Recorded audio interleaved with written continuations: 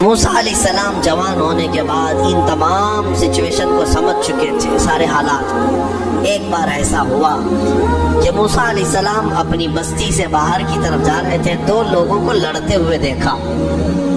ایک بنی اسرائیل کا تھا، ان کے خاندان کا تھا، ایک فرعون کے خاندان کا تھا۔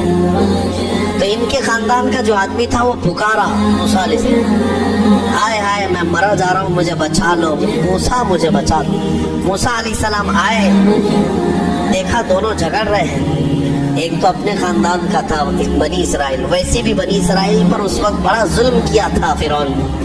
تو موسیٰ علیہ السلام نے موقع پاتے، یعنی وہ فرعونی تھا، ایک گھونسا لگایا اس کو، ایک گھونسا اس کو لگایا، وہ زمین پہ گرا اور مری گیا، ختم ہو۔ نبی کا پنجہ لگایا، نبی کے ہاتھ سے ایک مار کھایا اور مر گیا۔ یہ گھونسا لگایا اور اس کا کام تمام کر دیا موسیٰ علیہ السلام۔ پھر حضرت موسیٰ علیہ السلام کو افسوس ہوا کہ یہ مجھ سے کیا ہو گیا، یعنی میں نے تو اس دونوں کے جھگڑوں کو چھڑانے کے لیے کوشش کیا، لیکن میرے ہاتھ سے یہ مر گیا۔ اللہ کی بارگاہ میں آپ نے استغفار کرنا شروع کیا، اے اللہ تو مجھے معاف فرما دے۔ فغفر لہ، اللہ تعالیٰ نے معاف بھی فرمایا، آیتیں نازل۔ پھر چند دن کے بعد ایسا ہوا، پھر ان کی خاندان والا بنی اسرائیلی ایک بار پھر کسی سے لڑ رہا تھا، دوسرا ہی دن تھا۔ موسیٰ علیہ السلام کو پھر آج اس نے پکارا، تب موسیٰ علیہ السلام نے کہا غلطی تو تیری ہی ہے، کل بھی تو ہی لڑ رہا تھا، آج بھی تو ہی لڑ رہا ہے، یعنی روز تو نے پیشہ بنا لیا لڑنے کا۔ تو موسیٰ علیہ السلام اپنا پنجہ لے کر اسی کی طرف آنے لگ گئے۔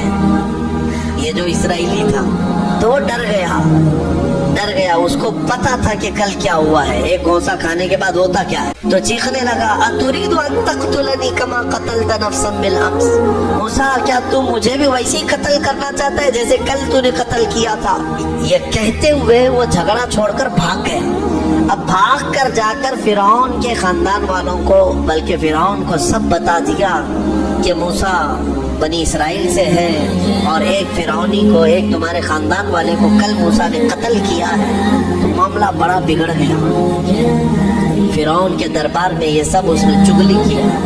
بتاؤ وہ کون تھا؟ بنی اسرائیل خاندان سے، موسیٰ علیہ السلام کے خاندان کا تھا، اور فرعون کے ہاں چگلی کیا ہے انہی کی، موسیٰ علیہ السلام کی چگلی کیا انہی کے خاندان کا آدمی فرعون کے ہاں جا کر بتایا۔ فرعون پوری تیاری کر کے کہا کہ موسیٰ کو پکڑو، اور میں پہلے سے کہتا آ رہا تھا کہ وہی بچہ ہے اور میرا گمان صحیح نکلا۔ اس بنیاد پر اس نے اپنی بیوی کو سزا دینا شروع کیا، حضرت آسیہ۔ اس بنیاد پر وہ عذاب اس قدر دیا کہ ان کے ہاتھوں پر میخ مار کر انہیں سلاتا تھا، ان کو بالوں سمیت چھت سے لٹکا دیا جاتا تھا۔ بہت شدت کی تکلیف دی حضرت آسیہ کو، کیونکہ وہ موسیٰ علیہ السلام پر ایمان لاتی، وہ موسیٰ کے خدا پر ایمان رکھتی تھی۔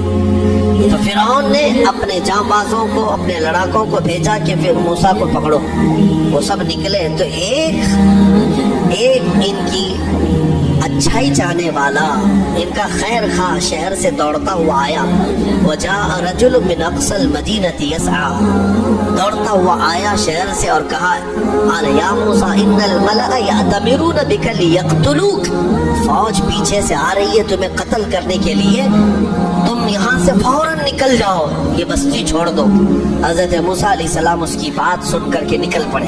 یہ مصر کی سرزمین تھی، چھوڑ کر کے آپ وہاں سے نکلے۔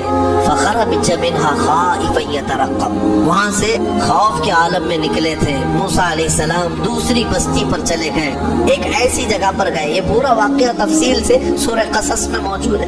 ایک بستی پر پہنچے تو وہاں پر دیکھا ہے کہ ایک کنویں پر بھیڑ لگی ہوئی ہے، بہت ساری بھیڑ ہے، پانی کھینچ رہی، اس میں دو لڑکیاں دور شرماتے کھڑی ہیں، وہ پانی میں لینے کے لیے بھیڑ میں نہیں جا پا رہے۔ تو موسیٰ علیہ السلام بھیڑ کو چیرتے ہوئے آئے اور ان دو لڑکیوں کے لیے پانی آپ نے ڈول سے نکل، آپ مضبوط تھے، قوی تھے، طاقتور تھے، پانی آپ نے نکالا اور پانی نکال کر ان دونوں لڑکیوں کو دیا۔ دو جوان لڑکیاں تھیں، انہوں نے کہا کہ چلو ہمارے باپ اس شہر کے بڑے نیک اور پرہیزگار آدمی ہیں، ہم تمہیں لے کر کے چلتی ہیں اور اپنے باپ سے تمہیں اجرت دلائیں گے۔ तुम देखने में बड़े अच्छे लगते हो, अजनबी हो, मुसाफिर हो, उजरत दिलाएंगे जो पानी तुमने हमें डोल से खींच कर दिया। मूसा अलैहिस्सलाम उनकी बात पर चल पड़े। कहाँ वो दोनों लड़कियां अपने घर ले आई।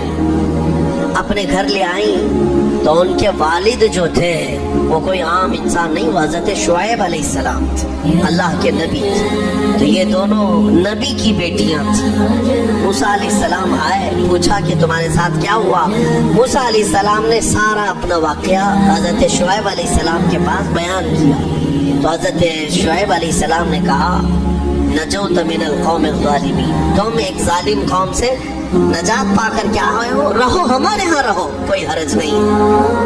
अब उजरत क्या दी जाएगी तुम्हें, जो हमारी बेटियों को तुमने पानी खींच कर दिया। तो हज़रत शुआइब अलैहिस्सलाम ने कहा, क़ालत इहदाबनतैया हातैनी अला अन, क़ालत इहदाहुमा, उनकी बेटियों में से हज़रत शुआइब अलैहिस्सलाम ने कहा, हाँ मैं इन्नी उरीदु अन उनकी हक़ा, मैं चाहता हूँ कि मेरी दोनों बेटियों में से एक से तुम्हारा निकाह कर दूँ। किस बात पर, वो उजरत के तौर पर निकाह भी कर दूंगा और प्लस महर क्या रहेगा, महर में ये रहेगा कि मेरे बगीचा है एक, उस बगीचे में 8 साल तक तुम्हें रखवाली करनी होगी, 8 साल तक।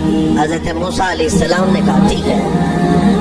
8 साल की बजाय 10 साल मूसा अलैहिस्सलाम वहीं रहे, शादी भी हुई शुआइब अलैहिस्सलाम की बेटी के साथ, जिनका नाम तारीख में हज़रत सफूरा बताया गया।